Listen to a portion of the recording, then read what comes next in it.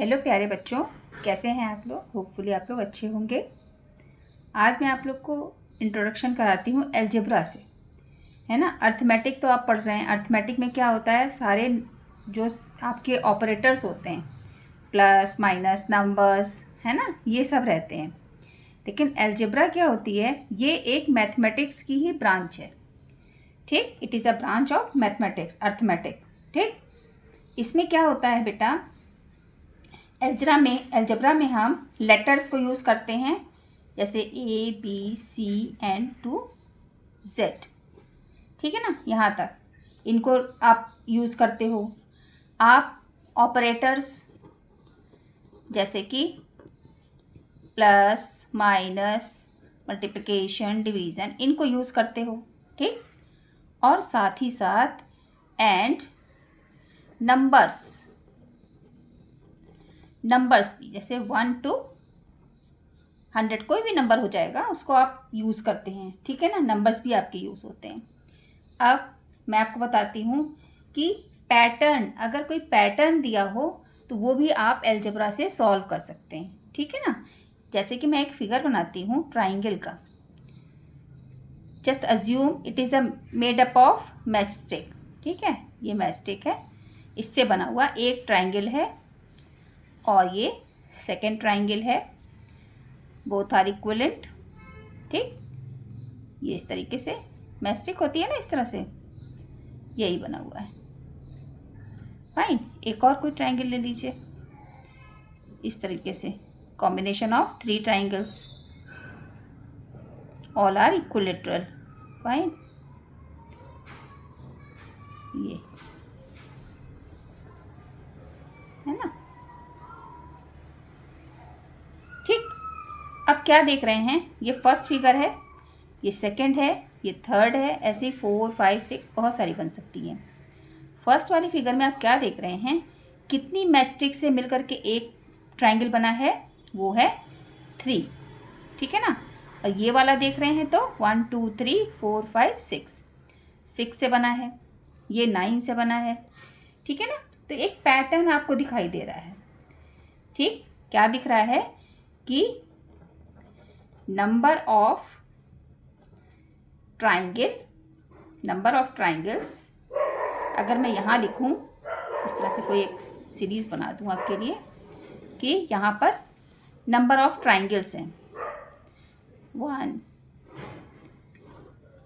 2 3 4 ऐसे करके 60 तक। ठीक, इसी तरह यहाँ पर है क्या, नंबर ऑफ मैच स्टिक्स। ठीक, मैच स्टिक्स रिक्वायर्ड, कितनी रिक्वायर्ड होंगी। अभी छोटे नंबर हैं तो यहाँ पे आपको क्या दिख रहा है कि एक ट्राइंगल बनाने, 1 ट्राइंगल बनाने के लिए कितनी मैच स्टिक की नीड आपको हुई, 3।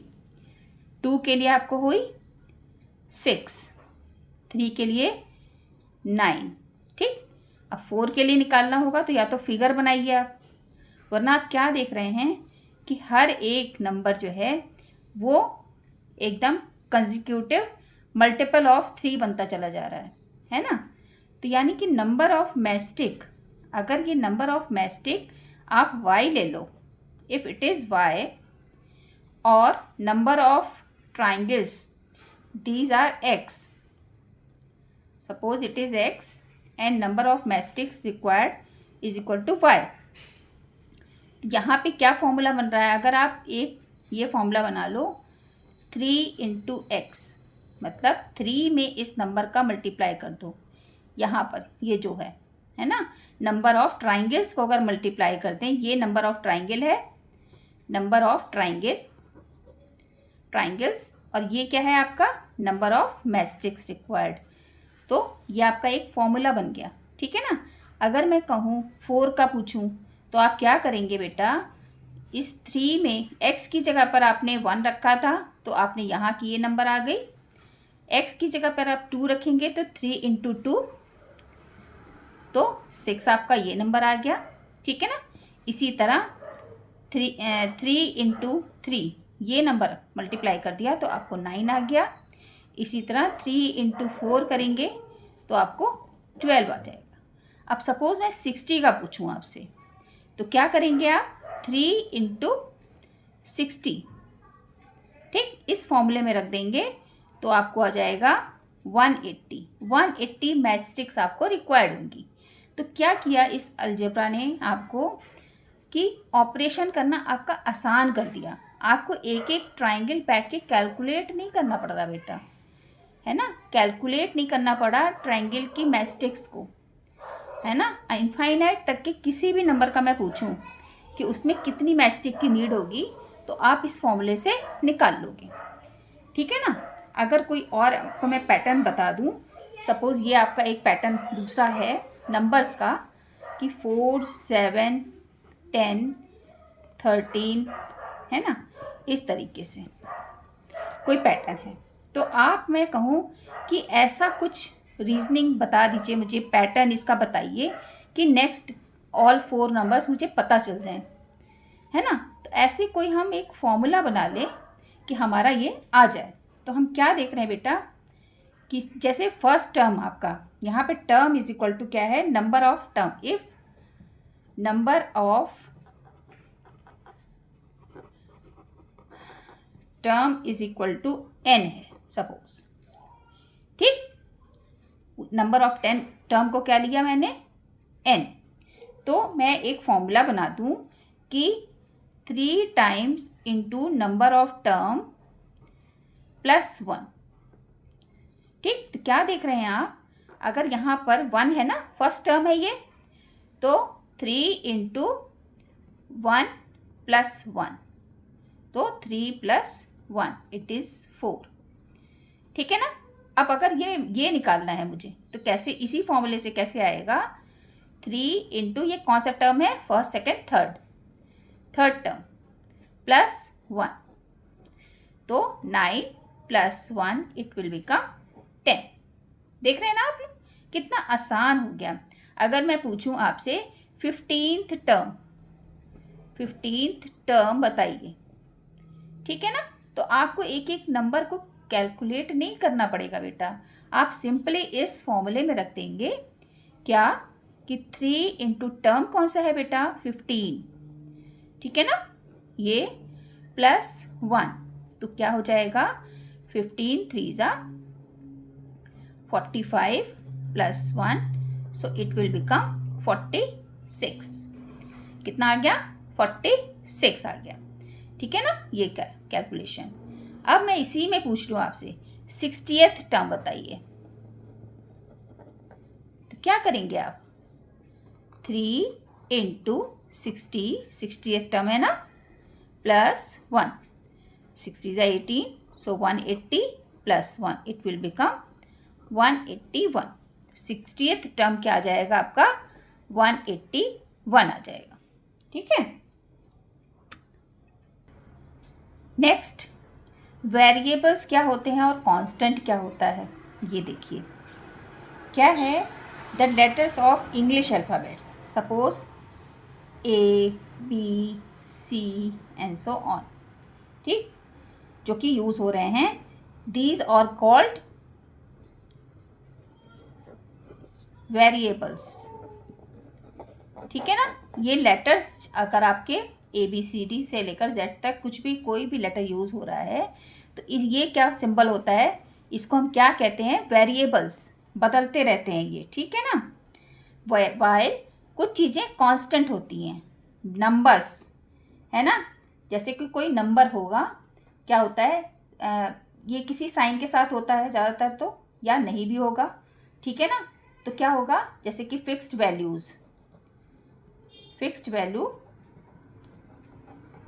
Values are called constant. अब एक एग्जांपल से समझाती हूँ मैं आपको कि जैसे कि आप समझ लीजिए 3AB प्लस 4, ये इस टाइप का है, ठीक है ना। तो यहाँ पर क्या हो गया आपका? A और B ये क्या है? वेरिएबल्स है ना। और कांस्टेंट क्या है आपका? ये 4, ठीक, ये 4 हो गया। आपका कांस्टेंट। अब एल्जेब्रिक एक्सप्रेशंस क्या होता है बेटा कि सपोज आपके पास वेरिएबल्स हैं, जैसे इसी में आपने एग्जांपल में देखा तो वेरिएबल्स हैं ये, ठीक। ये वेरिएबल किसी नंबर के साथ जुड़े हुए हैं, यहाँ पर भी जुड़े हैं, इधर कांस्टेंट के साथ भी जुड़ा हुआ है।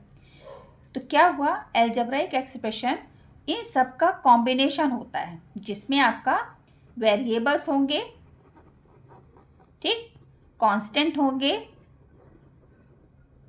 और operators like plus minus multiplication division, ये सब, ठीक है ना। इन सब का जो कॉम्बिनेशन तैयार होगा वो आपका क्या कहलाता है, एल्जेब्रिक एक्सप्रेशंस कहलाता है, ठीक है ना। ये सब पूरा, जैसे कि आप मान लीजिए सपोज कोई एक्सप्रेशन ले लीजिए, जैसे कि 3y प्लस 7, ठीक है ना। तो ये क्या हुआ, इसमें वेरिएबल भी है और कांस्टेंट भी है, कोफिशिएंट भी है। अभी मैं बताती हूँ आगे कोफिशिएंट क्या होता है, सब कुछ है इसमें, है ना। तो इन सब का कॉम्बिनेशन क्या होता है, एल्जेब्रिक एक्सप्रेशंस होती हैं, ठीक। अब इन्हीं का फैक्टर्स क्या होते हैं, जैसे कि आपके अर्थमेटिक में होते हैं टुकड़े, उनके टुकड़े जो होते हैं उन्हें फैक्टर्स कहते हैं ना, किसी भी नंबर के जिनसे मिल करके वो बना होता है ना, उनको फैक्टर्स कहते हैं। इसी तरह इसमें भी क्या हो गया, सपोज अगर मैं कोई एक एक्सप्रेशन ले लूँ 3x माइनस 4y प्लस 7, ठीक है ना। अब इसके मैं कहूँ आपको फैक्टर्स निकालिए, तो ये एक टर्म है, ये टर्म है, ये टर्म है, ठीक है ना। तो क्या होगा, इसका फैक्टर क्या हो जाएगा, 3 और x, इन दोनों का जब मल्टीप्लाई किया मुझे तब मुझे 3x प्राप्त हुआ, ठीक। अब इसी तरह सेकंड जो टर्म है ये कैसे मिलेगा, -4 और y का, इन दोनों का मल्टीप्लिकेशन करेंगे तो आपको ये मिल जाएगा, और ये 7 को ये ऐसे, ठीक है। तो फैक्टर्स क्या हो जाएंगे इसके, 3x माइनस 4y एंड 7, ठीक है ना। अब टर्म्स मैं बता दूँ, अभी टर्म्स मैं यूज़ कर रही थी लेकिन मैंने सोचा टर्म्स तो मैंने बताया नहीं आपको। टर्म क्या होता है, सपोज इसी आप एक्सप्रेशन में देखिए, तो ये आपका फर्स्ट टर्म होगा, ये सेकेंड टर्म और ये third term with sign, included with sign. तो अगर मैं यहाँ पूछूं कि गिवन एक्सप्रेशन में फर्स्ट टर्म, तो क्या हो जाएगा 3x, सेकेंड टर्म आपका हो जाएगा -4y और थर्ड टर्म क्या हो जाएगा 7, ठीक है। ये आपके टर्म्स हो जाएंगे। अब इसी में मैं आपको पूछूं कोफिशिएंट,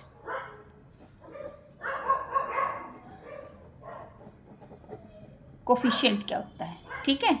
कोफिशिएंट क्या है बेटा, जैसे टर्म आपने लिया, ये फर्स्ट टर्म ये वाला, ठीक है ना, सब एक दूसरे के कोफिशिएंट हैं, ठीक है।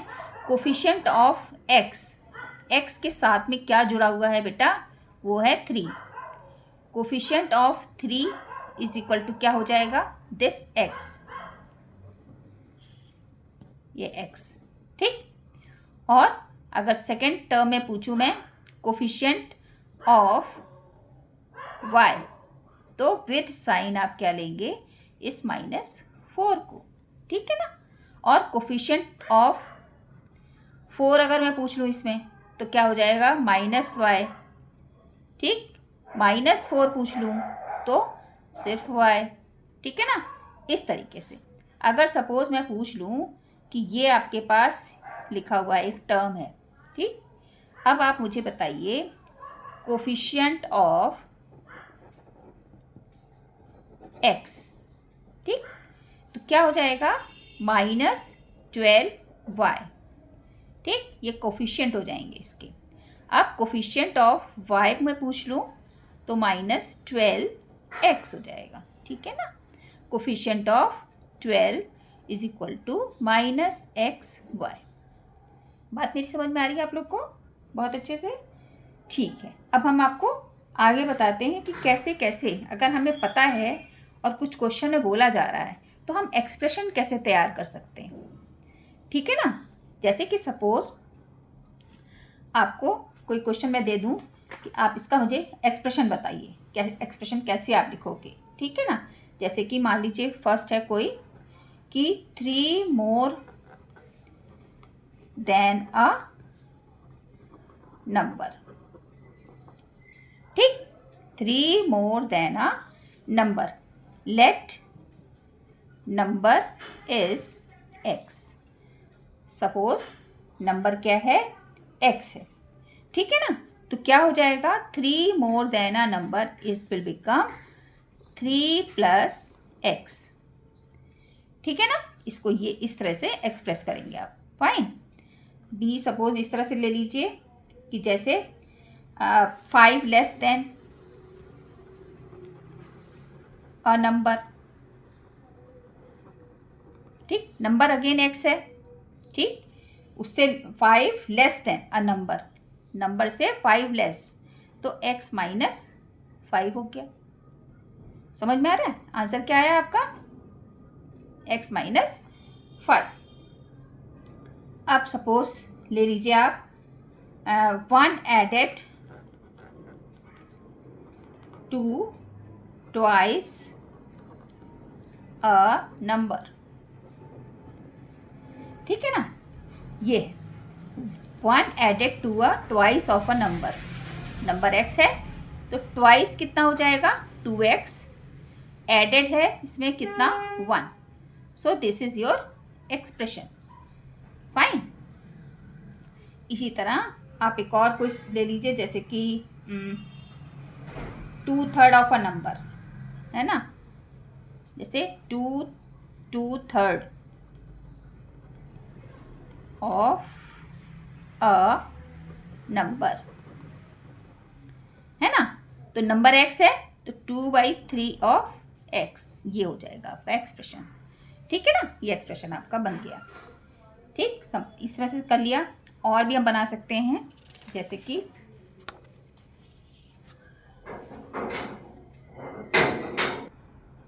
अब ये देखिए, कुछ और मैंने क्वेश्चन लिख रही थी कि एरिया ऑफ अ ट्राइंगल अगर a है is half of the product of its base b and height, इसका आपको एक्सप्रेशन बनाना है। तो क्या होगा, एरिया ऑफ ट्राइंगल क्या हो गया, a is equal to half, क्या कह रहा है, half of the product of its base, base क्या है b और हाइट क्या है h। एक्सप्रेशन आपकी ये बन गई, ये आपका आंसर हो गया, फाइन। इसी तरह कह रहा है लॉस एल है is the transaction of the deduction of, मतलब सेलिंग प्राइस कम है और कॉस्ट प्राइस ज़्यादा होती है ना, तभी तो आप लॉस प्राप्त करते हैं। तो क्या करेंगे आप, सी लॉस इज इक्वल टू क्या होता है, ये क्या बोल रहा है, loss L in a transaction is the deduction of selling price, selling price deduction हो रहा है किसमें से, CP कॉस्ट प्राइस, तो L इज इक्वल टू आ गया आपका C minus X, so this is your answer, fine. अब कह रहा है स्पीड अगर x है, कि speed of vehicle is obtained by dividing the distance travel d by the time taken t, ठीक। तो इसके लिए क्या बनेगा, स्पीड आपकी x है तो x is equal to distance travelled by obtaining by dividing the distance, distance में टाइम का डिवाइड करने पर आपको ये मिलेगा, ठीक है। इसके बाद है perimeter of a regular pentagon P, pentagon क्या होता है, ऐसी कोई फिगर होती है जिसकी सारी साइड्स इक्वल होती हैं। तो क्या कह रहा है, parameter of a regular pentagon P is 5 times, अगर ये साइड इसकी L है तो 5 टाइम्स ऑफ इट्स साइड्स, ठीक।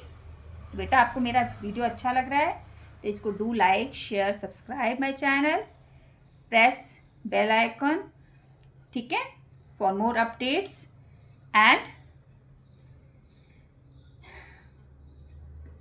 Okay bye.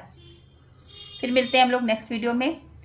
Bye bye. मैं पढ़ाने में इतना ज़्यादा खो जाती हूँ कि मैं आप लोग से ये सब कहना भूल जाती हूँ, बट मेरा ये मानना है कि अगर मैं पढ़ा अच्छा रही हूँ तो आप ज़रूर मेरे वीडियो को लाइक भी करेंगे, सब्सक्राइब भी करेंगे और शेयर भी करेंगे, ठीक है। तो मेरी पढ़ाई पे ज़्यादा फोकस करिए, इन सब चीज़ों पे भी करिए, ठीक है।